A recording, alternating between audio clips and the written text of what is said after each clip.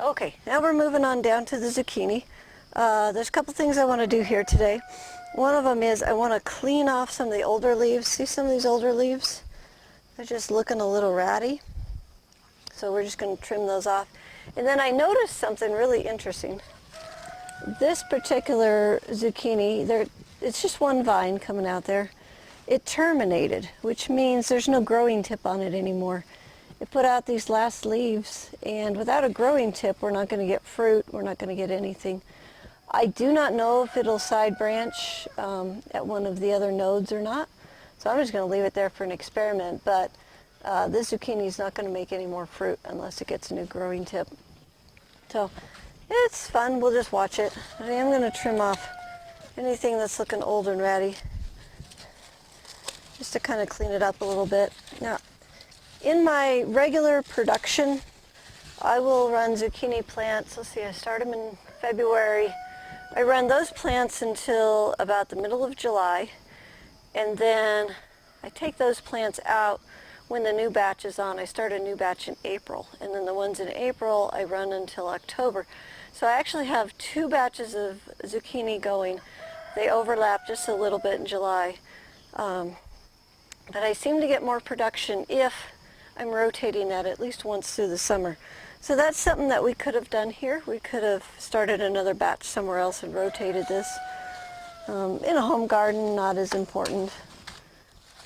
Yeah, look at that. But if you are really trying to push your production, try one rotation in there. So that rotation again is plant in February, batch 1, take those out in July, plant batch 2 in April, take those clear until September, October when we get frost. Ha! Gotcha. Got a pair of squash bugs this morning. They can go in the party jar if I can get it open. There we go. Party jar's getting full. Whew, having fun. Oh my gosh, that stinks. Wow. Don't want to be in that jar. Maybe they like the smell.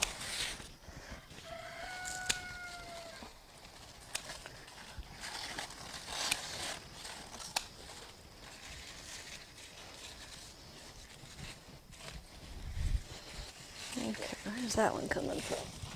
Right there. Whew, that was full of water. That was interesting. Okay, now if you look at this plant, this is your growing tip right here. And this is what's missing off the other plant. It just comes out and it's just a leaf. So your growing tip has all your fruit happening. It's got the new fruit coming on. This, you guys will see this once in a while. This is a fruit that didn't pollinate. So what happened is, if you look at the female flower, it's right, ouch, stickery. This is the female flower right here, and this fruit is not pollinated yet. So when that opens, then it gets pollinated by the bees from the male fruit. And if that doesn't happen, let's say there's a day that a bee doesn't come by, this flower closes up, this fruit then dies, which is what you're seeing here. So if you're seeing a lot of this, it means you don't have any pollinators, or you may have like too wet or too cold or something like that. So I do have a few here that need to come off. That's the second one that didn't pollinate. So that's what's going on there. If a plant is fruiting really heavy, sometimes it'll skip a few of the fruits, and you'll get that as well. Okay, let's go back to cleaning up this plant.